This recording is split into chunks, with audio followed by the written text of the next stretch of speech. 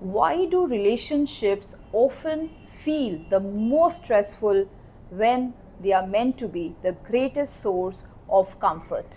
Why do so many people carry emotional pressure, misunderstandings, and unspoken expectations within their closest relationships? Welcome to the Searching Soulmate podcast, a space where we explore relationships, emotional well being, and the deeply human need to be feel seen, heard, and valued. Do you think emotional loneliness is rising in today's urban modern relationships? 100%. Loneliness is everywhere today, urban, rural, we see it everywhere.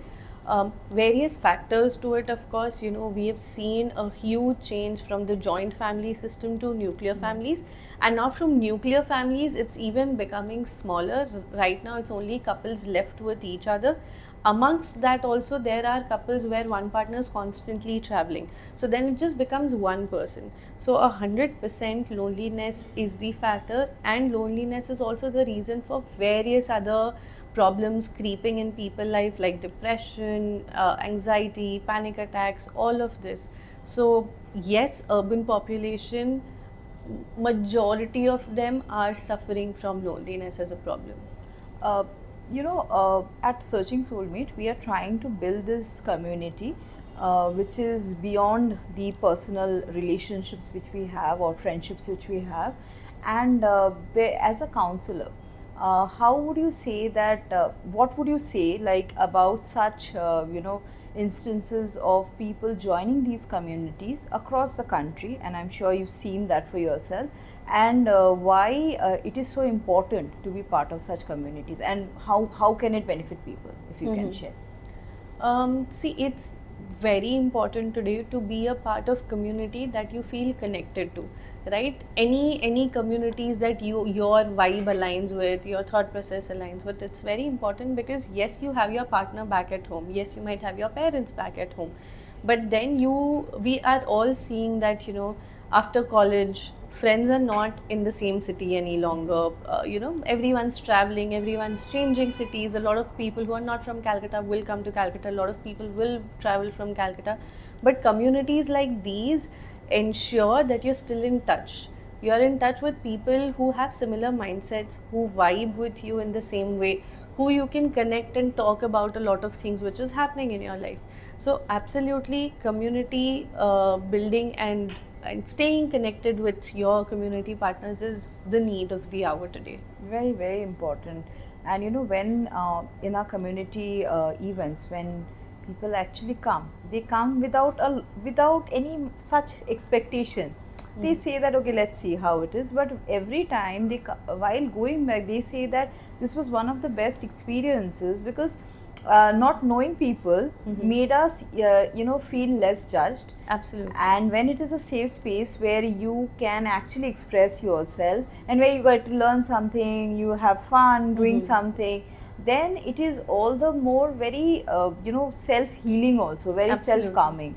So yeah, I think where we are today, we were bigger communities, bigger societies. We broke up, we became nuclear, and now I think we are slowly going back to the Yeah. basics of what human Right. we value much. We're Right? craving to be connected and united again, Yeah. and communities like these are one of the best ways to sort of come together on the same platform and just be with each other. Yeah, absolutely, absolutely.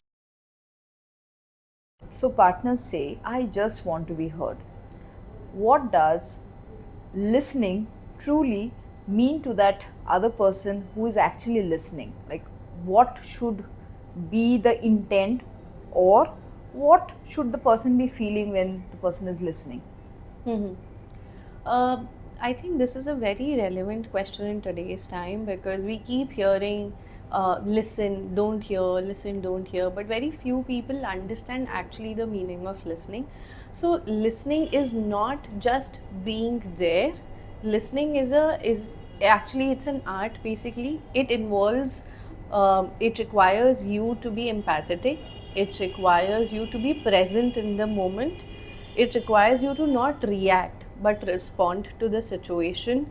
It also requires you to be aware of how you are feeling while you're listening to that also, right? So when we are aware of all of these things, for example, let's say a partner is complaining कि मुझे बहुत दिन से अच्छा नहीं लग रहा है, मुझे अनकंफर्टेबल फील हो रहा है, हमारी बातें कम हो गई है, we are not as much interacting with each other and all of this, right?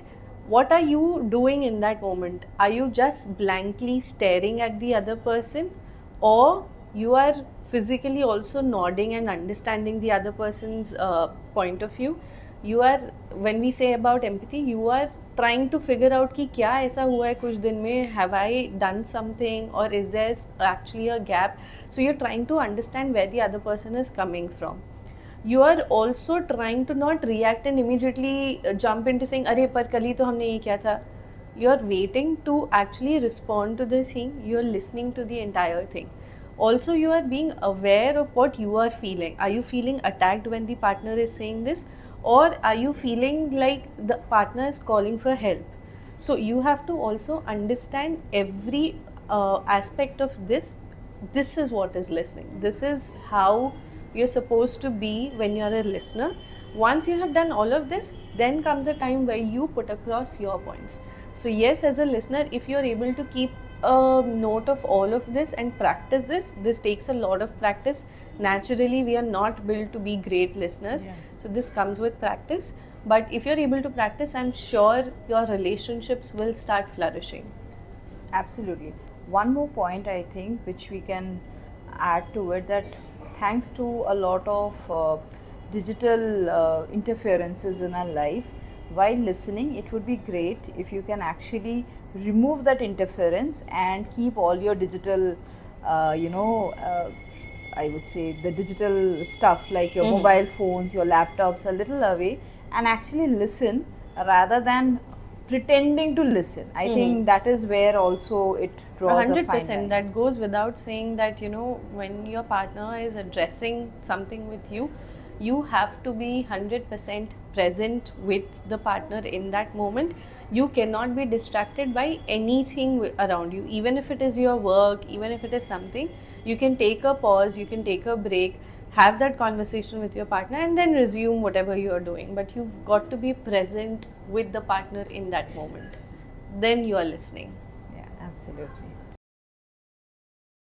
So, Prachi, like, say, when we are pointing a finger at our partner, don't you think there is a lot of reason to look inwards also?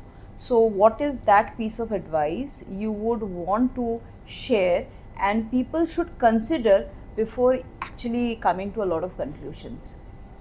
Absolutely, it's always easier to look outside than inwards. And for that, I always suggest people to first do some introspection, sit down with yourself, gain some self awareness. What is it that you're feeling? Ask yourself, how am I feeling today? What is making me feel this? Ask yourself few introspective questions. If you're facing difficulty in asking questions yourself and answering them as well, that is where professionals come into picture, wherein you reach out to a counselor, you have sessions with them to understand, and gain more clarity into what you're feeling. But it's very important to first be very self-aware of what's bothering you. Only then you will be able to put it to the other person that, hey, this is what I'm feeling and what can we do about this.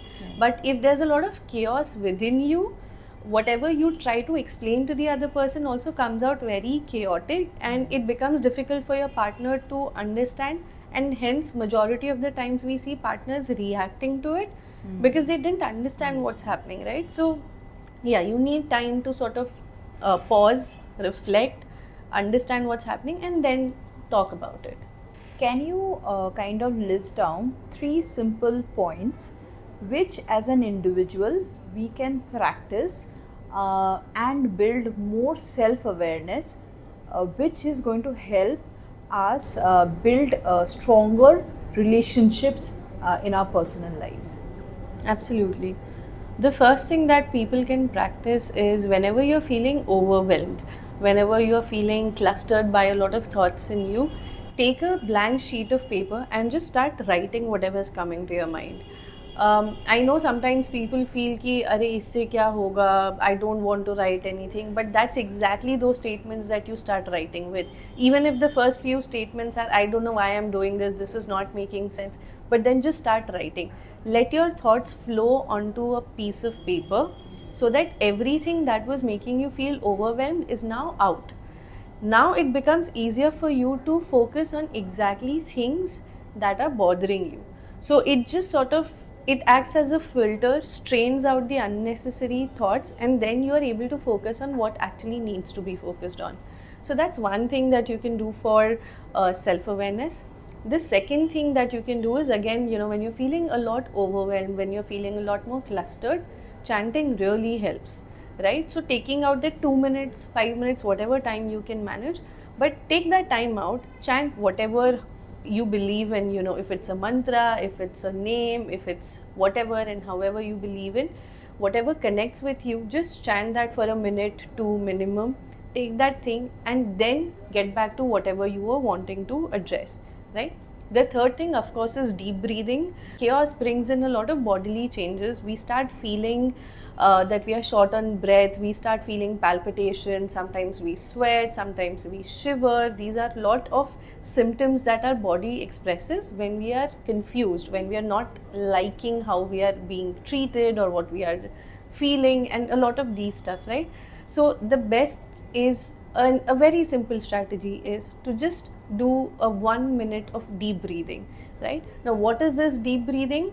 I always tell this to all my clients. Make sure it's not strong breathing, it's deep breathing.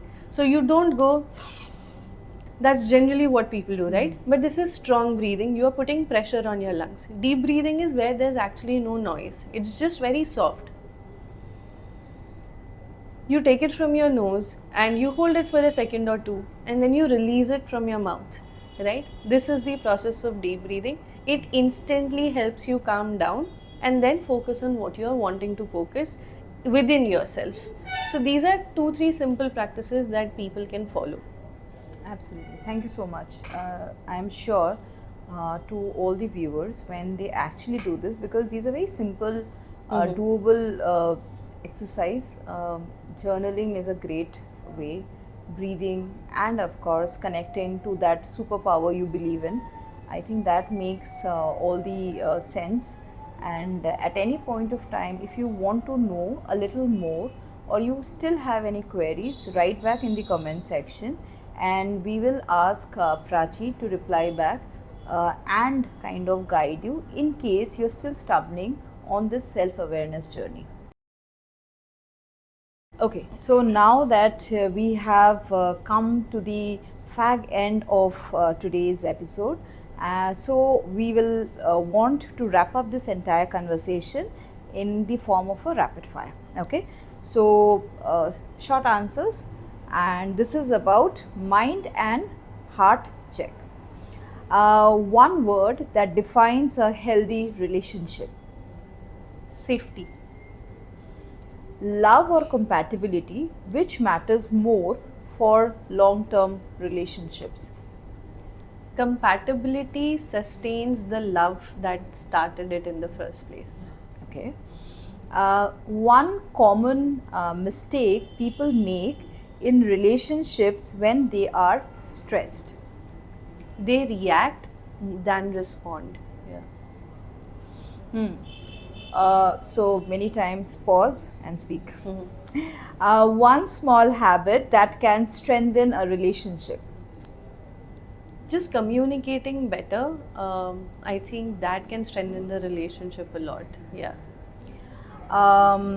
Silence during conflict, healthy pause, or emotional distance? Actually, it depends.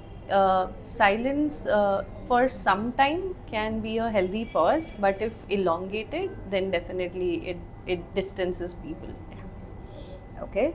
A myth about counseling or therapy that you would like to break? There are so many myths, I don't know which one to, but The most common one, that only if you have a problem you take therapy or counseling, then that is a big myth. You need not have a problem to take therapy. You can just go to a therapist like you visit a regular doctor for your physical health checkup. You can go to a therapist to just talk about yourself. That's it. One quick stress relief technique you often recommend to your clients? Deep breathing, for sure. Deep breathing, and second is journaling. Um, what inspired you to start Let's Smile and step into the field of counseling? That's going to be a long answer, but I'll try to keep it short. Of course, it goes back to my school days. I always wanted to be a doctor. I always wanted to be in an industry where I could serve people, help them come out of their pain. Initially, I thought it was just physical pain, but as and when I grew up, I realized that people are holding on so much of emotions in them. They're pretending to be someone who they're not.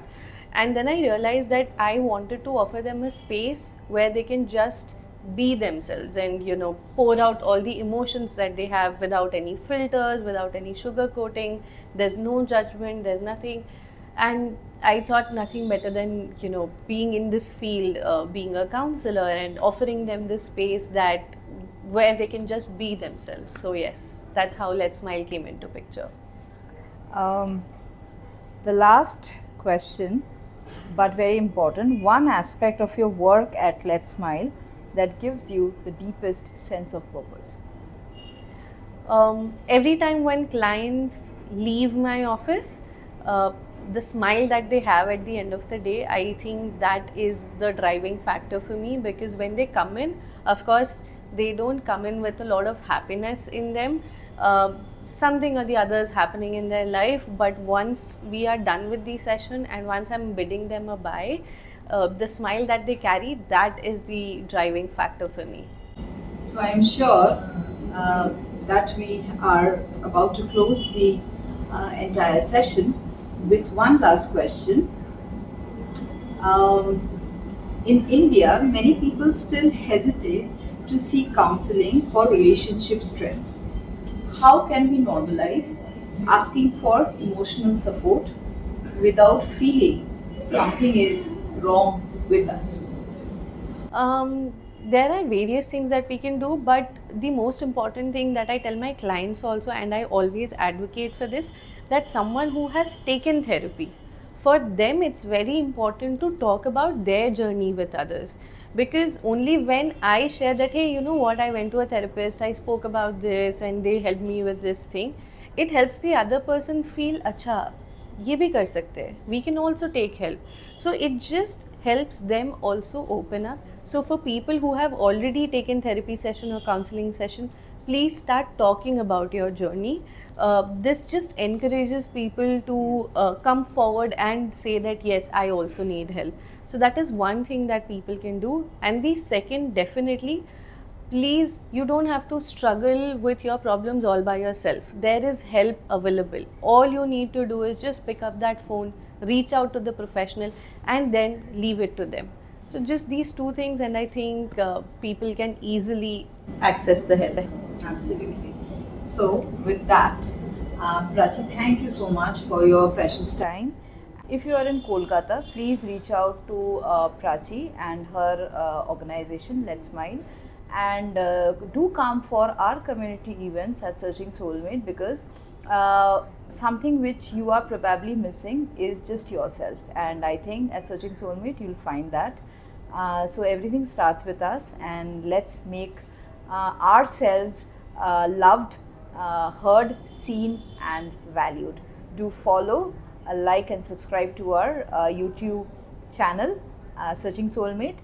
Follow our social media handles, Facebook, Instagram, LinkedIn. We are on all of them. And once more, we'll wrap up this podcast. Thank you so much, Prachi. Thank you so much. It was my pleasure being here, and I look forward to more such healthy conversations in future. Absolutely. Looking forward to many such. Thank you.